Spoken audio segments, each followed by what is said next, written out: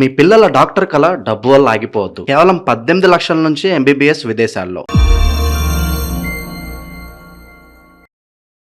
అందరికీ నమస్కారం. ప్రస్తుతం మనతో పాటు ఉన్నారు ప్రముఖ ఆధ్యాత్మికవేత్త జ్యోతిష పండితులు శేషగిరిరావు గారు. గురుగారితో మాట్లాడతాం. నమస్కారం గురుగారు. గురుగారు, ఆగస్టు మాసంలో మీన రాశి వారికి ఎలా ఉండబోతుందంటారు? ఎలాంటి జాగ్రత్తలు తీసుకోవచ్చు అంటారు? ఆర్థిక పరంగా, ఆరోగ్యపరంగా ఈ మాసంలో వీరి గ్రహ గోచారం ఏంటంటారు? ఆల్రెడీ మీనరాశి వారికి ఏలినాటి ప్రభావం ఉందని చాలా మంది అంటూ ఉన్నారు. సో ఎలా ఉంటుందంటారు ఈ మాసం వీరికి? రైట్, అది ప్రస్తుతం ఏలినాటి నడుస్తున్న రాశుల్లో మీన రాశి ఒకటి. అయితే మీన రాశి వారికి ప్రస్తుతం ఉన్న గ్రహ స్థితిలో చూసినట్టయితే కనుక మిశ్రమ ఫలితాలు వీరికి ఎక్కువగా కనిపిస్తున్నాయి. ఎందుకంటే అష్టమాధిపతి శుక్రుడు నీచంలో సప్తమ స్థానంలో సంచరించడం అనేది జరుగుతుంది. దీనివల్ల భార్యాభర్తల మధ్య చికాకులు కానీ, లేదా ఎవరికో ఒకరికి తరచూ అనారోగ్యం కలగటం కానీ, అదొకటి. తర్వాత రెండోది వచ్చేప్పటికీ చతుర్థ స్థానంలో ఇప్పుడు కుజుడు సంచరించడం అనేది కూడా జరుగుతుంది. సో అందుకని ఇంటి విషయాల్లో చాలా జాగ్రత్తగా ఉండటం అనేది ఒకటి. అంటే ఇంటి ప్రమాదాలు, అంటే ఒకసారి గ్యాస్ స్టవ్ ప్రమాదాలు కానీ, సో ఏవైనా సరే ఇంటికి సంబంధించిన ప్రమాదాలు జరిగే అవకాశాలు ఉంటాయి. సో అందుకని కుటుంబం పట్ల కొంచెం జాగ్రత్తగా ఉండాలి.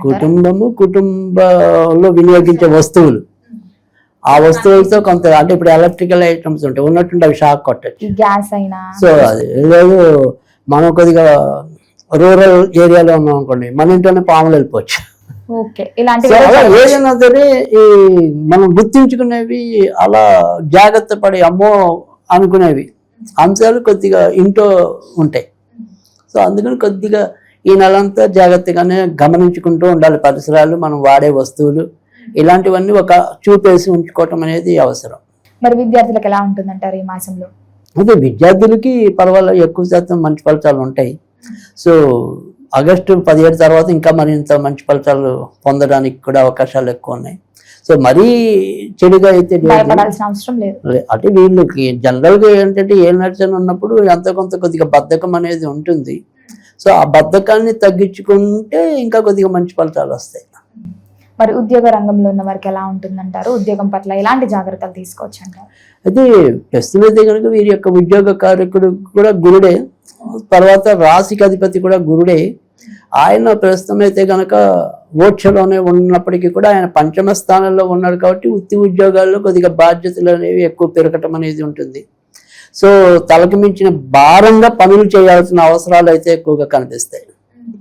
బట్ నెట్టుకు వస్తాడు అంతవరకే తప్ప ఏ రోజు కూడా సుఖం, శాంతి అనేవి ఉండవు. అయితే ఆగస్టు 18 నుంచి నెమ్మదిగా వృత్తి ఉద్యోగాల్లో గౌరవ మర్యాదలు పెరగటం అనేది, మనం ఎన్నాళ్ళు పడిన కష్టానికి ఒక గుర్తింపు రావటం అనేది కానీ, లేదు ఇన్నాళ్ళ కష్టానికి వీడ్కోలు పలికితే మరొక కంపెనీ మంచిది ఆహ్వానించడానికి కానీ అవకాశాలు ఉంటాయి.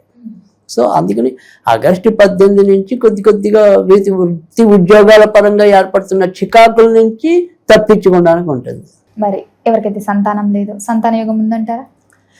సంతాన స్థానాధిపతి పర్వాలేదు, కొంతవరకు సంతాన స్థానంలోనే గురుడు కూడా సంచరిస్తున్నాడు కాబట్టి ఖచ్చితంగా సంతాన విషయాలు కాబట్టి. తర్వాత ఏదైనా సరే కొద్దిగా షేర్ మార్కెట్, స్పెక్యులేషన్స్ ఇలాంటివి ఏదైనా సరే అనుభవం ఉంటే వాళ్ళకి కూడా కొంతవరకు మంచిదే మన పెట్టుబడి పెట్టడానికి. మరి ఎవరికైతే వివాహం జరగలేదు, వివాహ ప్రయత్నాలు చేస్తున్నారు, వారికి వివాహ యోగం ఉందంటారా? అయితే ప్రస్తుతం వివాహానికి సంబంధించిన బుధుడు పంచమంలో ఉన్నాడు కానీ, బట్ ఆగస్టు 22 లోపు అయితే కనుక ఇంకొద్దిగా బెటర్.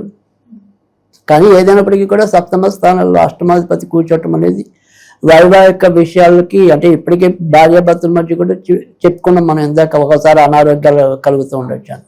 సో అలాగే సంబంధాలు కూడా కొద్దిగా బాగా కష్టపడితే తప్ప కుదరని పరిస్థితి అయితే ఎక్కువగా ఉండే అవకాశాలు ఎక్కువగా ఉంటాయి. బట్ ప్రేమ స్థానంలోనే బుధుడు సంచరిస్తున్నాడు కాబట్టి కొద్దిగా ప్రేమ వివాహాలు అయితే కొద్దిగా తేలిగ్గా అవడానికి అవకాశాలు ఎక్కువ ఉంటాయి. ప్రేమ వివాహాలు సక్సెస్ అవుతాయి, కొంతవరకు ముందుకెళ్లే పరిస్థితి ఎక్కువ ఉంది. మరి కుటుంబ వాతావరణం ఎలా ఉంటుందంటారు? అదే కుటుంబ వాతావరణం మాత్రం ఇలా ఏదో రకంగా మనం ఇందాక చెప్పుకున్నాం, చతుర్థ స్థానంలో ఉండే ఇంటి చుట్టూ ఉండే వాతావరణంలో భార్యాభర్తలు కీచులాటలు అనేది పక్కన పెడితే ఇంట్లో ఉండే వస్తువులు వాటి వల్ల కూడా ఒక్కోసారి ప్రమాదాలు రావడానికి కూడా అవకాశాలు ఉన్నాయని చెప్పి. మరి గురుగారు ఈ మాసంలో ఎవరైనా కొత్తగా బిజినెస్ స్టార్ట్ చేద్దాం, ఓన్ గా వ్యాపారం పెడదాం అనుకుంటే పెట్టొచ్చు అంటారు? ఇది కొత్తగా వ్యాపారాలు పెట్టాలి అనుకునే వాళ్ళకి ఇప్పుడే కాదు, మరి కొద్ది నెలలు కూడా కొంత జాగ్రత్తగానే ఉండవలసిన పరిస్థితి కనుక మీన రాశి వారికి కనిపిస్తుంది. సో ఏదైనా సరే ఉన్న వ్యాపారాలే ఎలాగైనా సరే ముందుకు తీసుకెళ్లేలాగా చూసుకోవాలి తప్ప కొత్త వాటికి ఇది సరైన సమయం ఇప్పుడే కాదు, ఇంకా కొద్ది నెలలు ఆగాలి. అంత బాగా వీలుగా లేదు ప్రస్తుతం అయితే మీన రాశి వారికి. గృహయోగం, వాహన యోగం ఉందండి. అయితే ప్రస్తుతం అయితే గృహస్థానంలోనే మరి ధనాధిపతి సంచరించడం అనేది జరుగుతుంది కనుక ఇల్లులో ఇలాంటివి తీసుకోవాలి అనుకుంటే కనుక సాధ్యం అవటం అనేది జరుగుతుంది. అలాగే ఇంటికి సంబంధించి ఏమైనా సరే మనం అమ్మకానికి పెట్టినా కూడా అవి కూడా ముందుకెళ్ళడానికి అవకాశాలు ఉన్నాయి, అమ్ముడుపోవడానికి.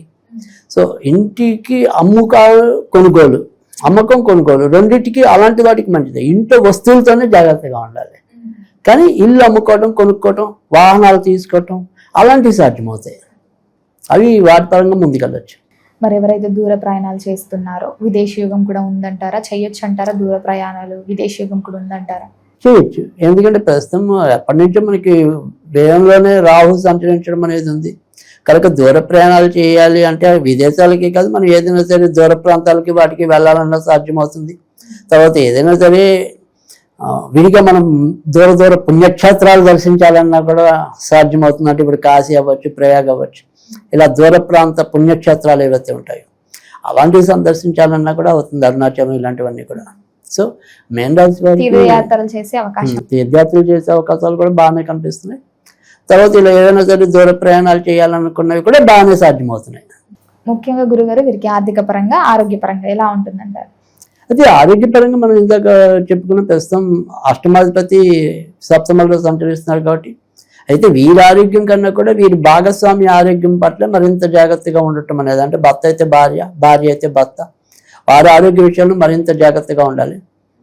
అయితే సాధారణంగా వీళ్ళకి మరీ చెప్పుకోదగిన అంటే శని వల్ల ఏమవుతుందంటే ఏళ్ళనాటి శని అనేది తొందరగా అలసిపోతున్న భావన వస్తుంది. కొద్దిగా శ్రమ పడినా కూడా శారీరకంగా ఏదో రకమైన నిస్త్రాణ, అలసట అన్నట్టుగా ఉండటం అనేది జరుగుతుంది.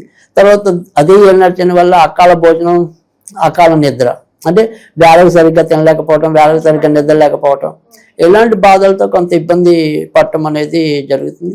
అలాగే ఈ మీన రాశి అనేది ఒంటికి అంటే జలతత్వం కాబట్టి ఆకస్మికంగా ఒళ్ళు వచ్చేసే అవకాశాలు కూడా ఇప్పుడు ఎక్కువగా కనిపిస్తాయి.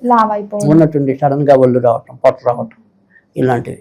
మరి గురుగారు మొత్తం అన్ని రంగాల గురించి చెప్పారు కాబట్టి ప్రథమార్థం బాగుంటుందంటారా, ద్వితీయార్థం బాగుంటుందంటారా మీన రాశి వారికి?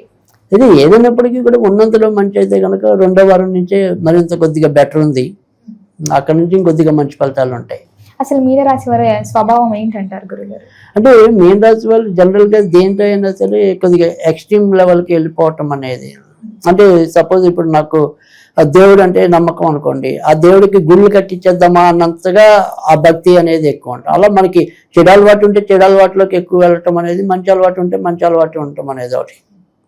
అయితే వీళ్ళు మనసు మంచిది ఉన్నప్పటికీ కూడా వే ఆఫ్ ఎక్స్ప్రెషన్స్ అంటే మాట తీరులో లోపం ఉండొచ్చు, లేదా మనం చెప్పాలనుకున్న వ్యక్తీకరణ కరెక్ట్గా అవతల వాళ్ళకి రీచ్ కాలేకపోవచ్చు. సో దానివల్ల వీళ్ళు ఒక్కోసారి తాత్కాలికంగా అపార్థం చేసుకోవడానికి అవకాశాలు ఉంటాయి.